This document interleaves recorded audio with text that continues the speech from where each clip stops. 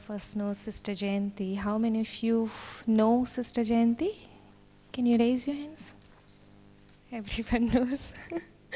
When Sister Jayanti began her life's path of spiritual study and service with the Brahma Kumaris at the age of 19, she is the director of London branch of the Brahma Kumaris World Spiritual University and its NGO representative to the United Nations, Geneva.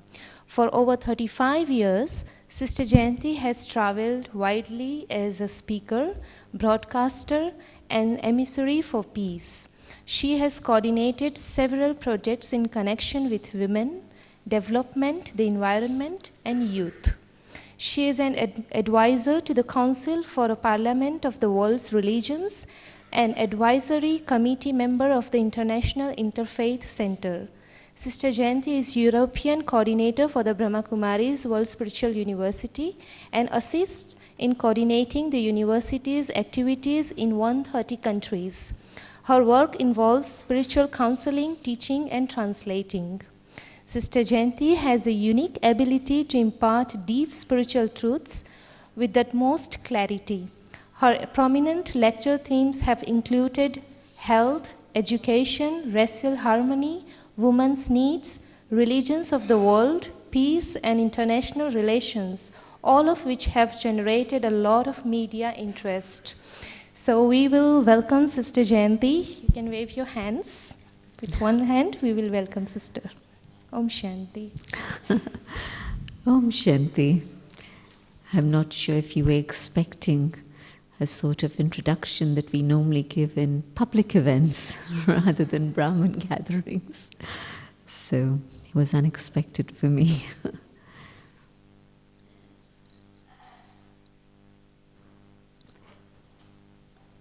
Today's topic, accumulating charity. And the word in Hindi is punya. In English, the word charity doesn't carry the same connotation. But punya, the word implies that which is very pure, that which is good, sacred. And of course, it refers to thoughts, words, and actions. Why I decided to choose this topic today is because a few days ago, with Dadi Janki, I mentioned that one of the sisters is spending a good amount of her time looking after someone who's elderly and so a little bit frail. And I said to Dadi, this person's got many skills that could be used for service in many different ways, and yet she's doing this particular service with a lot of love. And should we let that continue, or should we say we find somebody else and let her do her very specialized service? And Dadi's instant response was, no, it's punya karma that she's doing. So let her do that. And when you say punya, then of course it means all of the things that I mentioned earlier. And Dadi said, whatever other service she could do is fine. And there are others who can also do that service, but this particular service is punya karma, and so let her do that. And so it set me thinking that sometimes we take service in a very narrow way, but of course service is unlimited and huge and takes in thoughts and words and actions, so it can be many, many, many things. And I also want to put it into the context of something that Mama had said. And recently we've been receiving Mama's Murlis at least once a year. The word Murli is always associated either with Shiv Baba, Bap Dada's Murli, or with Mama. When others give classes, even if it's Dadi Gulzar or Dadi Janki, we don't call it Murli, we call it a class. But for Mama, they would always say, Mama's Murli, not a class. And so you've been hearing Mama's Murlis, some of you at least, and you can see that Mama very much focuses on the subject of karma. Have you noticed that? She takes up all the subjects, of course, of soul and God and drama, but a lot of focus on karma. And at one particular time, Mama had said that every night, look and check and see 3 lists. 1, the account of good. 2, the account of things that were not so good. And 3, the account of the burden that you still carry that still remains. And so the settlement of that. And I found it particularly helpful to see it in these 3 ways. The good, not so good, and how much more of the past is it that I carry, that I still have to settle. And over the past few days, Baba's been telling us a lot about the things that we shouldn't be doing. And so, obviously, if any of that begins to creep in, and Baba said that usually it's carelessness that allows other things to come in. So it starts with carelessness, but then of course it lands up with all sorts of negative things that Baba explained in a great deal of detail in the Murli on Sunday. And I think not just in terms of the Murli, but when each of us looks back on our own experience, then we see that that is the starting point. A little bit of slackness in one of the major aspects of spiritual growth, Amrit Vela, traffic control, early morning Murli. So a little bit of slackness in any of these things, and how much time does it take for something to become a habit? Not long, is it? You get into the habit of coming a little bit late for class, 5 minutes, 10 minutes, and it creeps and creeps and creeps, and very soon it's 15 minutes, 20 minutes. And yes, you still catch them early, but certainly you don't get the full impact of Murli. And the interesting thing is that it can happen at any point of time during your Brahman life. A little bit of slackness at the beginning, that's possible. And many of you are instrument teachers, and you see that when new souls come and a little bit of slackness at the beginning, and they just never really catch up speed and move forward. Some say that, yes, we take things a little bit slowly, and I've seen that happen too, that it takes them a little bit of time, but it's steady, and it's slow, but they move ahead. But where somebody is slack and it stays that way, then what's going to happen? But interestingly enough, it can happen after 1 year, 5 years, 10 years, 20 years, even 30 years with Baba. A little bit of slackness creeps in, and of course the thought there, well, I've heard all these Murlis anyway. And so when Baba says carelessness and slackness, it's a bug that's hanging around, waiting to catch a chance and grab you any moment. And so it really does need constant alertness and attention. No tension. Baba tells us this. Baba reminded us just a little while ago. No tension, but attention. And so attention in particular on my timetable. it sounds very, very basic, and it is, but it's the foundation. And so even after many years with Baba, my foundation is that attention on that timetable, whether in Madhuban or whether back at your service place, wherever that may be. And so we're aware of the things that, again, create a burden. And so important to be totally alert and not take it for granted that I'm Baba's child, I'm Baba's instrument, and so everything is fine, I'm protected. Yes, it's true, I am protected, but my inattention is going to cause problems. And so to be very, very aware of that. Otherwise, instead of settling that third balance account, I'm actually adding further to that. And then the things I shouldn't be doing. Today in the Murli, Baba took it up several times. Baba is the bestower of happiness, and so Baba's children mustn't be the ones who cause sorrow. And so often, it's our critical nature that makes us give sorrow. Our intention may be that we're trying to help somebody be accurate. We're telling somebody that this is how it should be.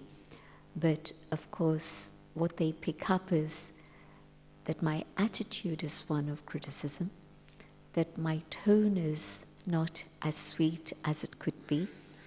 When the dadis tell me the same thing, then I take it into my heart and pay attention to it. But if I tell someone the same thing, but my attitude and my tone isn't quite filled with the humility and love and the pure feelings of wanting to help and uplift somebody, then of course it's going to cause sorrow. I think I'm helping them be accurate, but in fact, not true. It's a little bit of criticism that's there, and it's not filled with those pure good feelings and good wishes. And so, again, that account of things that shouldn't be happening gets added on to, and so there's sorrow being caused. And so that becomes a burden for the soul. Enough about the things that we shouldn't be doing. Let me focus now. I thought it was important to mention those, but also to focus on the things that help me accumulate my account of charity. And from early morning through to the moment I say good night to Baba and go to rest, I can be having punya karma, good karma, lots and lots of good karma, all the way along the line. Yes, punya karma is that which is sacred, that which is good, but another way to look at it is that which is bringing souls closer to God, or that which is giving spiritual happiness to others.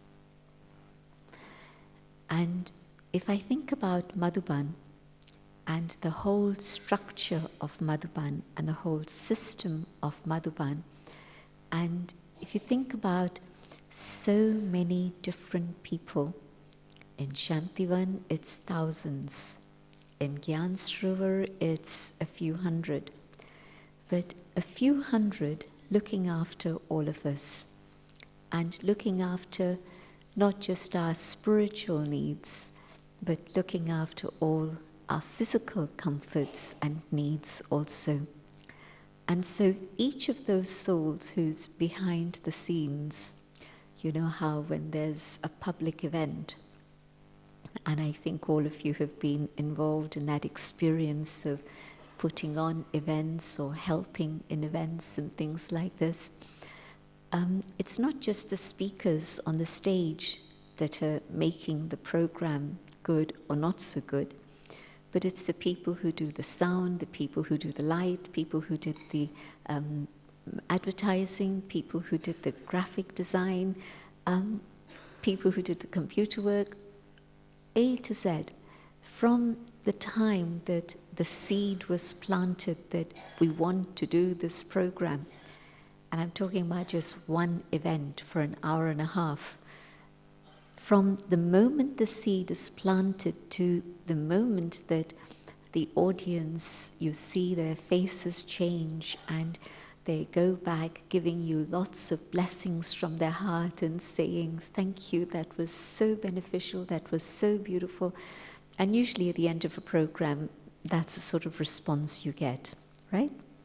Usually. Must be a very rare event where the sound has been awful and the lights haven't come on at the right time and the speaker's not been properly on track and people go away with a grumpy face or feeling. Out of 1,000 programs, maybe it's one, it's rare that that happens. But generally, even a very simple program, a basic program, and people say, that was very uplifting, that was very beautiful, that was very beneficial. That's usually the case. But think about how many people were involved in order to make that program happen for an hour and a half, so that those souls could come and take some benefit and come a little closer to God. And maybe some would come very close to God. And this time Baba has told us, when he was talking to the double foreigners in the last meeting with Baba, find the air souls. Baba's really pushing us to A, complete ourselves, and B, also complete the service. Baba knows that in a certain way, Baba's message has reached mostly across the whole world, literally. Even Alaska. I know that people from San Francisco have been going to Alaska to serve, and probably other people that I don't know about have been going. So whether it's Alaska or Tahiti and all the Pacific islands and the little islands in the Caribbean, there's either a plan at work to serve all those souls or it's actually happening. And so it's no more a question of just giving a message across the world. Baba's now wanting us to really focus on finding the air souls so that truly they can come and claim their full inheritance from Baba. And so there must be air souls out there waiting. You know, sometimes we think that maybe the time of finding air souls is over. And here's Baba saying, find the air souls. So what's that telling you? That they're still out there waiting for the right vibrations to touch them and to come to Baba. So the point that, yes, in any little program even, or big program, many, many, many are involved, and so many different types of punya karma are involved in all of that. And in Madhuban, of course, every time I come here, and every time new Brahmins come here, and old Brahmins, we see the tireless spirit of service in the Madhuban Nivasis. Can you imagine? I know some of these souls since Sakar Baba's days, and they've been doing the same service, and you don't even know their names. They're hidden away behind the scenes. I'm thinking of a brother called Jamna Prasad. Most of you haven't heard of him, right? Who's heard of him? One. So he's the soul who's been responsible for the Hindi Murli department. And if we didn't get Hindi Murlis, we wouldn't get English, French, and German and Spanish Murlis, would we? And he's been doing Murli service since, I think maybe even the late 50s or early 60s. Early 60s, probably. to date, and we are already 2013. Can you imagine doing one type of service, but service that's not only continuous, never missing? If a packet of Murlis doesn't arrive, now we've got computers, so you don't have to depend on the post system anymore. But if there was a time that a packet of Murlis didn't arrive, we'd be thinking, what happened? We want our Murlis. And of course, if you don't get the Hindi Murlis, you can't get all the others. So that's just one example. But just imagine a soul who's never come on stage. The only time you actually see him is if you go to Madhuban courtyard early in the morning, and Pandav Bhavan courtyard, and the second when it's flag hoisting time.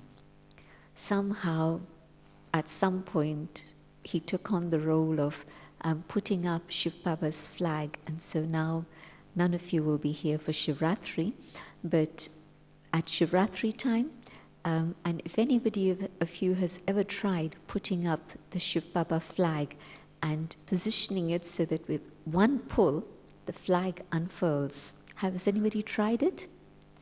It sounds a very simple thing, and if you've tried it, you know it's not so simple, right? Sometimes it gets stuck on the flagpole, it doesn't go up. Sometimes the knot is too strong, and so it doesn't unfurl. Sometimes the knot isn't strong enough, and so it's very complicated, actually. I've tried it myself with people in London, and it takes quite a skill.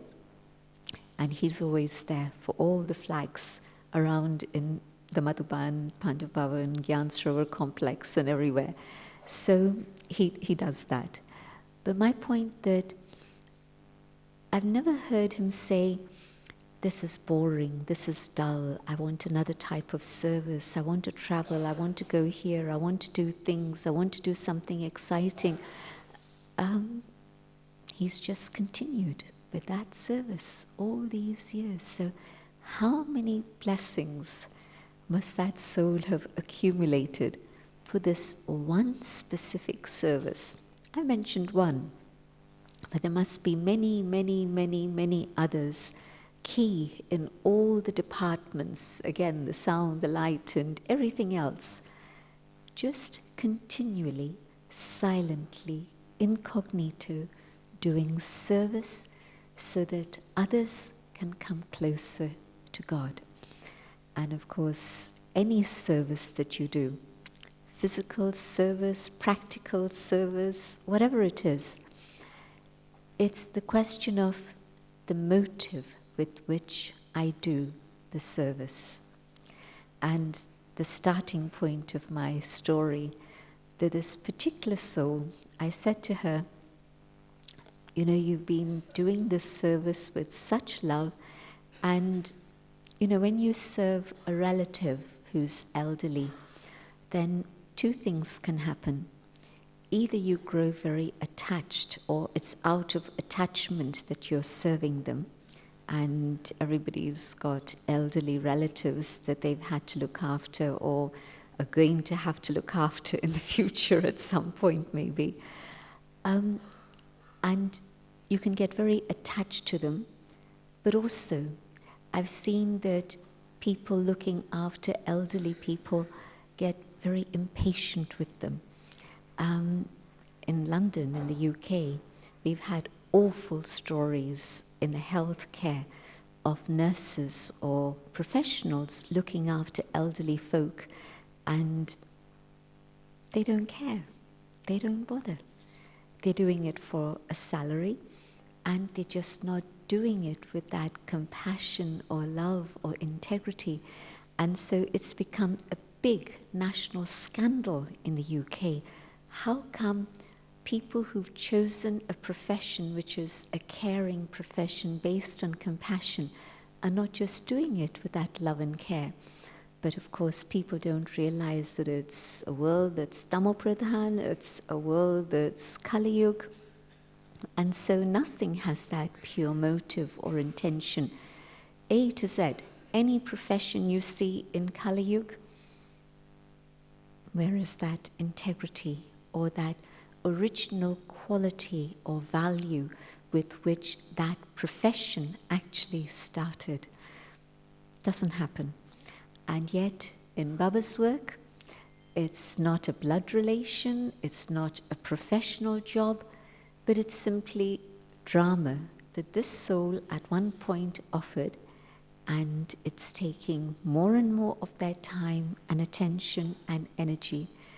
And whenever I check in, this person says, but I'm learning so much. I'm learning all the things that I need to learn to help me grow. And sometimes she's talked about patience. She's learning patience. Sometimes she's talking about learning flexibility. All sorts of things. So, it was a 2-minute exchange with Dadi. But her comment that this person is doing punya karma, it's an act of charity, touched me very deeply. And so I was thinking that service through words, of course, very important. When I'm sharing gyan, I'm coming closer to Baba, and hopefully, if I'm doing it in the right spirit, in the right awareness, other souls are also getting more insights and coming closer to Baba. And if it's my ego that's coming in the way, then maybe they'll say, that was interesting, but it won't have touched their hearts and it won't have brought them closer to Baba in any way. And so yes, of course we know that. But think about service through words, not in a classroom situation. How much time do we spend speaking?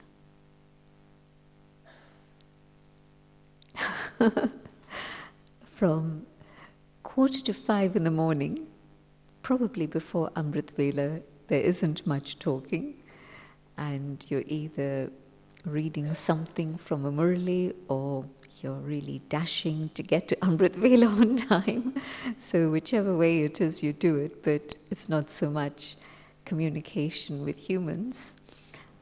And then after Amrit Vela, maybe it's a little bit of a quiet time afterwards, and then the phones start to go, and then you begin to start thinking about your day's activities, and even if it's not a conversation like this, it's a conversation in the mind, and it's not always with Baba.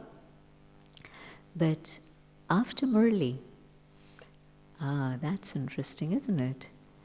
The chat starts very soon after Murli, and it goes on for a long time, quite a long time through the day until the end of the day. That's fine. We're used to coming into sound, more used to sound than going into silence. But just pause and reflect. What is the quality of the words that I use in my interaction with others through the whole day? What is my consciousness as I speak through the whole day? Now you can see that the way in which I speak, what it is I say, the content, the consciousness, all the time that I spend speaking, because giving classes, not all the time, is it? It's once in a while. But even if it is all day, if I happen to be in that situation where I'm giving courses all day, but yet still, out of that situation of teaching specifically, all the interaction I have through the day, is it words that are leaving an imprint of joy and upliftment in the hearts of others? Or is it my impatient tone? Is it my too busy tone? And I'm as guilty as anyone else of these things. Sometimes I think about my timetable and it's chick, chick, chick, chick, and I say, no, I don't have time. So as I say, I'm teaching myself, not just you. But it's just an interesting point to reflect on. It's an opportunity to add to my account of charity all day, every day. Opportunity to give class and teach or not. How often is it that people have sometimes said to you, you said such and such a thing to me 3 years ago, 10 years ago, and it was so helpful for me. It really supported me at that time. And for you it was very casual. You don't even remember what you said to them. But what you said to them helped them at that moment. But equally, have you had people come back to you and say to you, you know, I've had a bit of distance with you because 5 years ago, 10 years ago, you said this and it hurt me very deeply. And you've been feeling that there's a gap, there's a distance, but you didn't know why. But it was just what for you was a few words, but for the other individual, it was something very deep and it hurt them very deeply. And you didn't realize.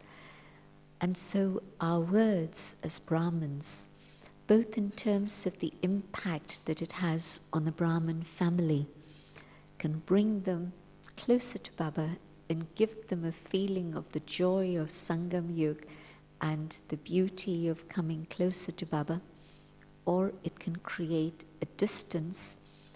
And the reality is that if there's a distance within the family, it's also going to impact the relationship with Baba. That's the way it works. In a way, it shouldn't. My relationship with Baba should be such that nothing that happens here impacts it. But maybe that's true of the daddies. It is definitely true of the daddies. People can say all sorts of things, people can write all sorts of things, and yet they are above it all. Literally, they are up above, and nothing touches them. But for most of us, the Brahmin family either supports us and brings us closer to Baba, or something within the family causes hurt. And then, if there's hurt in my heart, it's difficult to come close to Baba. Why? Because when I'm carrying that hurt, when I'm trying to remember Baba, instead of remembering Baba, I'm remembering that human being. That's what happens. Two things interfere in yoga. Either an attraction towards somebody, because I'm seeing their qualities and their virtues, but instead of remembering that, well, that's their gift from God, and I can take the same gifts, I think it's specific to them, and so my connection with them deepens. And today Baba spoke about familiarity, and soon after the Murli, somebody stopped me and asked me, is familiarity and attachment the same thing? And I said, familiarity leads to attachment. And most times when there is familiarity, we don't even acknowledge that it is familiarity. We say, no, it's just normal. But of course, if I'm spending more time with this one rather than this one, then that isn't normal. It's the beginning of familiarity. Baba spoke about it, how long ago? About 10 days ago, 12 days ago, that I want to speak to somebody specifically. Baba mentioned many other things also. It was very strong morally on purity again.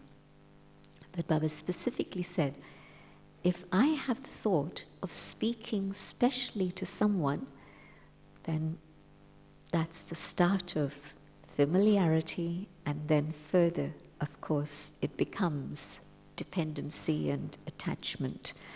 And so it starts with what seems to be very innocuous, very simple, and we don't recognize that it isn't healthy.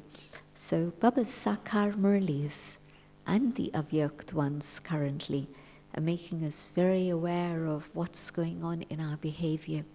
So from morning till the night, every interaction I have can go into either that first account of charity or the second account of things that are not quite as they should be. And of course then the burden is increasing rather than reducing. If I'm aware that within a very short time I have to accumulate enough charity to be able to last me through the whole kalpa, not even just 21 births, but the whole kalpa. Because whatever it is that I accumulate today, of course it's not just for the golden age and silver age. Yes, that's the time of heaven and all good things, but even from the copper age onwards, it's not just the actions that I'm doing at that time that are the account of sin and charity, and so the return of that, but really the accumulation of the power I have, the accumulation of the purity I have, the accumulation of the good karma that I've done in Sangam Yuga. I carry that through with me. If you look at the story of the first soul, Brahma Baba, and we don't need to ask ourselves the question, what was I in my last birth and what was I in the birth before that? It's great Maya, and it'll lead you down into all sorts of complications. But the story of the first soul, Adidev, Brahma Baba, is interesting because we know, yes, the soul of Lord Krishna, the one who's remembered with such love in bhakti, amazing, amazing amount of love and devotion for that soul. How did that soul earn it? It's now. And only a few people know that soul now, and we're amongst those few lucky ones, but that same soul. And then Narayan, of course.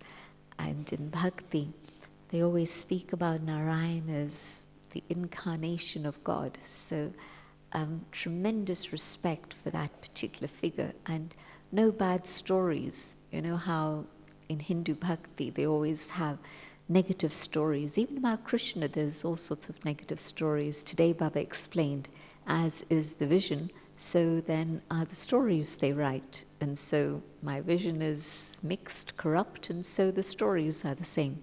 But somehow, no bad stories about Narayan, nothing. And then, yes, sure, the Silver Age, royalty, but then the Copper Age. And this is the soul who, in the royal status, in the royal role of King Vikramadjit, he actually had such love and devotion for God that he built the temple of Somnath, and that still stands as a memorial today. Through the Iron Age, if the last birth in the Iron Age was of such high standards and such immense values, can you imagine what the qualities must have been through the rest of the Copper and the Iron Age? It's amazing, isn't it? The standards and the values, not just of Brahma Baba, but even of the Dadis. Probably most of us here in this room don't match up to those standards in our Lokik life. And in our alokik life, our effort is to be Bapsaman, but still, there's a little bit of a gap there. Why I'm sharing all this is because the amount of good karma these souls must have accumulated. You know, Baba always asks us this question. It's a question, Baba says, ask the Lokik people. But it's a question for us. What quality of karma did Lakshmi and Narayan do to earn their status? Remember, that's a question that comes up regularly in the Sakar Muralis. And Baba's positioning is, ask the Lokik people, what karma did these souls do to be able to become the emperor and empress? But today I'm asking Brahmins that question, because for them to even have the question of what karma do, they can't get their heads around it. But we know the detail of the story of who these souls are. So how much good karma did Baba do, did Mama do, have the Dadis done to be able to claim the stage that they had right until their 83rd birth? The purity they had, the love for God that they had, that they recognized Baba instantly, that's all karma. Dadi Gulzar, 87, and in Lokik terms, people would say that living to a ripe old age, and I never think of Dadi Gulzar as being old. You know, she considers herself young. Compared to the other daddies, she says she's young. She always talks that way to the daddies. I'm young. And when you see her face, you don't see an old woman, do you? Quite apart from seeing Baba, but even just her. Her face has no indication of old age as such. Dadi Komarka, again, a beautiful woman, even in her 80s. Dadi Janki gets more beautiful as she gets older. That's something that all of us have seen. So when somebody lives to a ripe age, they say in Lokik terms that they must have done some pretty good karma. And not just to reach that age, but to reach that age with their brains, their intellects, their grey matter intact and filled with such amazing wisdom, but also the enthusiasm. We lose enthusiasm because little things happen. Somebody's not been very encouraging, things are not quite going the way they are, we get a little bit tired of doing something repetitive. And I see the enthusiasm, age 97 in Dadi Janki. Amazing. The soul is eternally young, the soul is ageless, and that's the proof.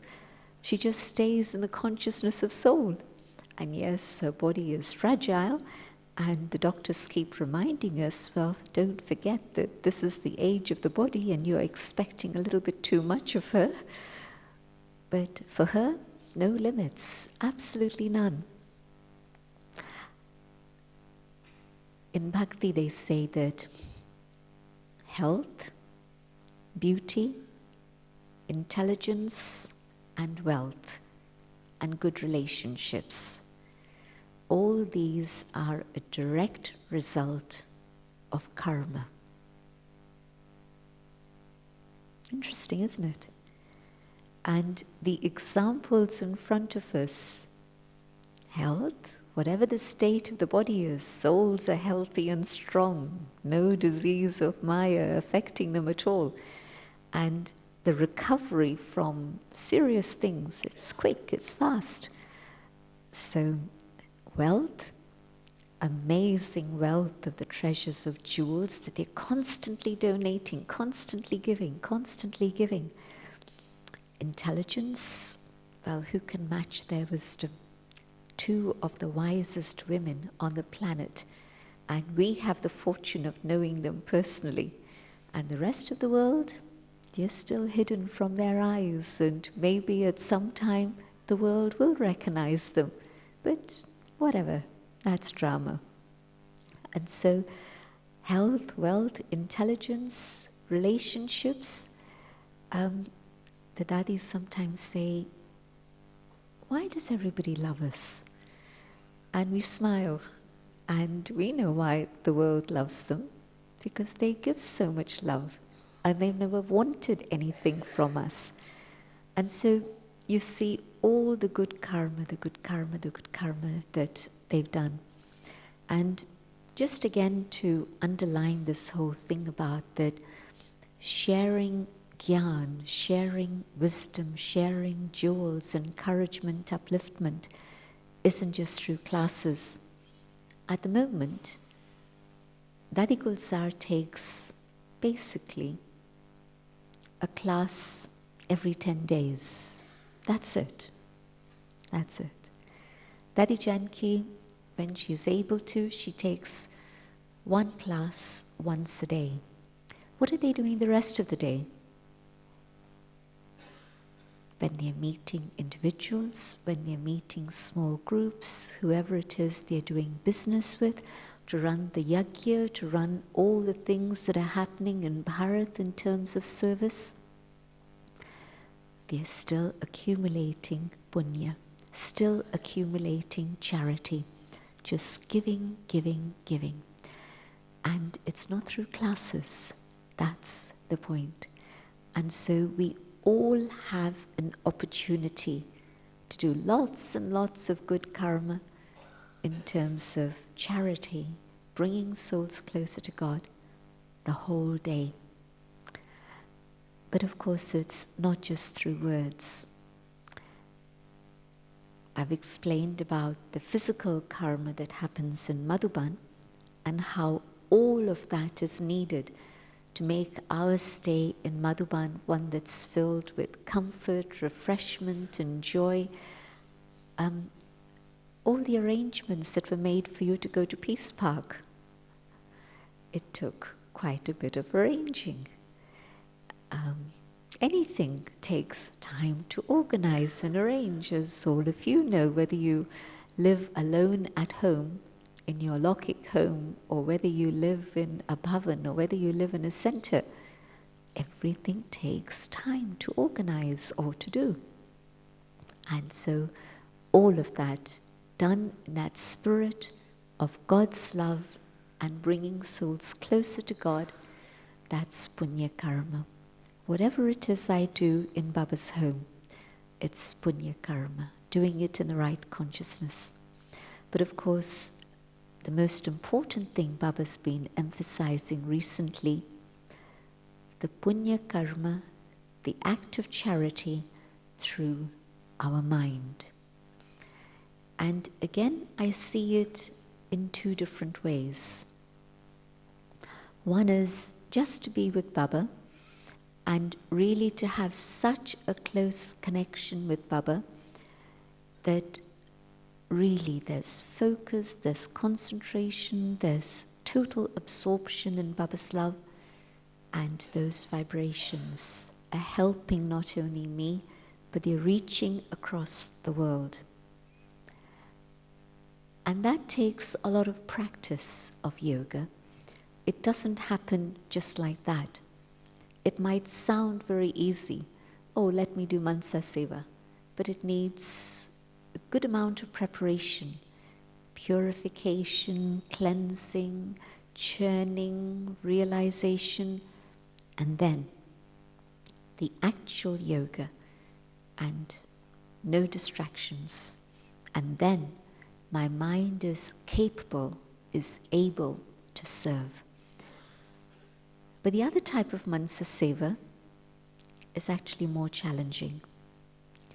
And the other type of Mansa Seva is having nothing, nothing, nothing but pure wishes, good wishes for each and every member of my family. The other is, yes, the preparation, so it's not that easy, Baba says it's easy, and then Baba says it takes a lot of attention, so it's both.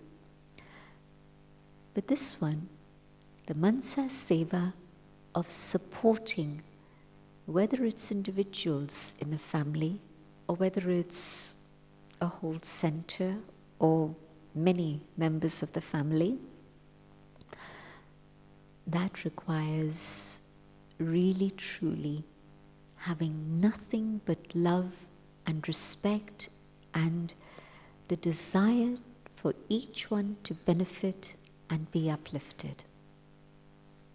To have nothing but good wishes for each one is actually the stage of Bap Saman. And so that's the effort that I need to make to really be able to do good karma through my mind. And sometimes you get feedback, most times you don't. On a human level, we thrive on feedback. Somebody appreciates, somebody says, that really helped me, and they thank you for it, there's gratitude, and it's an inspiration and encouragement for more. Mansa Seva, they might never thank you. Sometimes they know you've been sending good wishes their way, and so they do thank you, and it is appreciated. But most times they don't know. But when you're helping other souls, and again, Mansa Seva mustn't ever be just for one. Yes, today I know somebody has a special need. Yes, fine. But every day, that same soul, and there's a problem.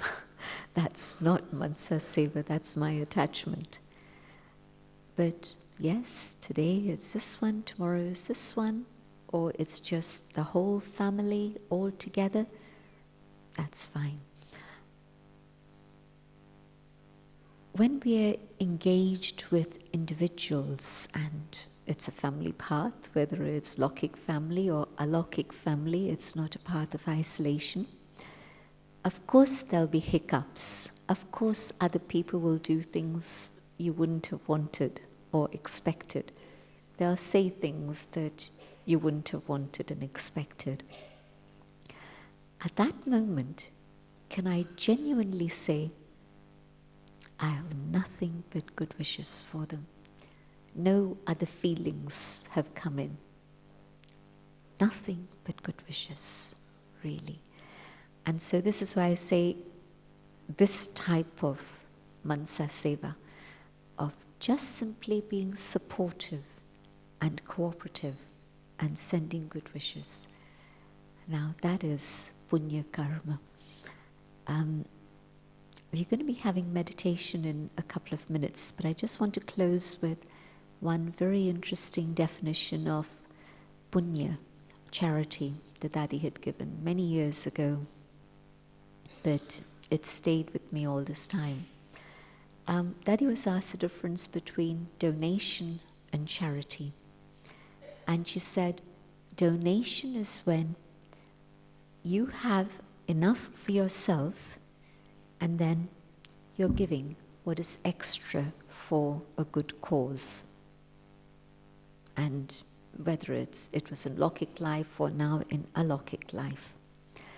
The time I need for myself, for my rest, for my leisure maybe, for my personal whatever, and then the extra time I have, I give to serve others or to help the Brahmin family, because you don't donate to the Brahmin family, you give your cooperation to the family.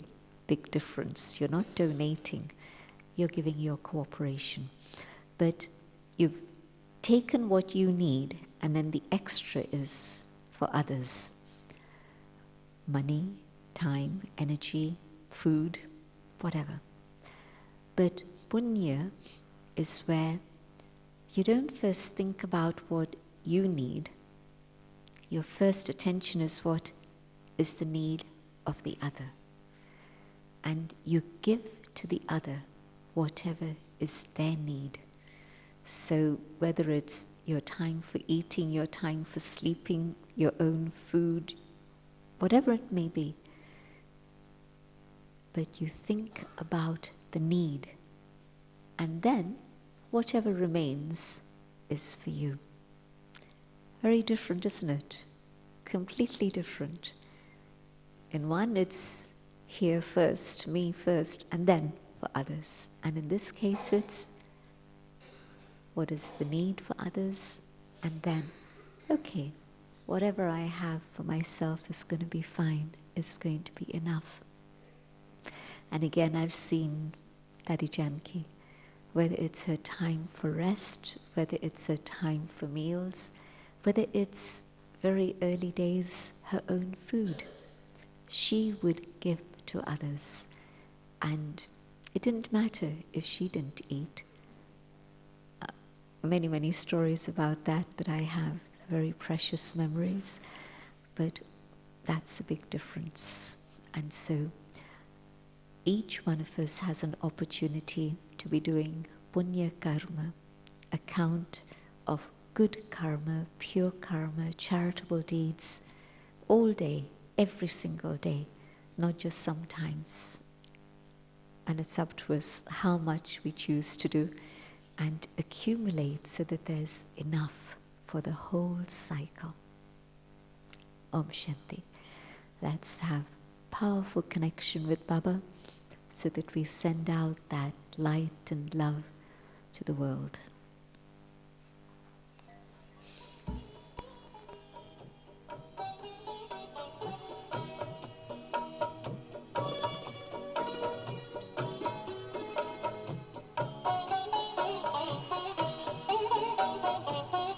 जीवन की लय पर सांसों के सुर में दिल ये हमारा गुनगुना रहा है, गुनगुना रहा है।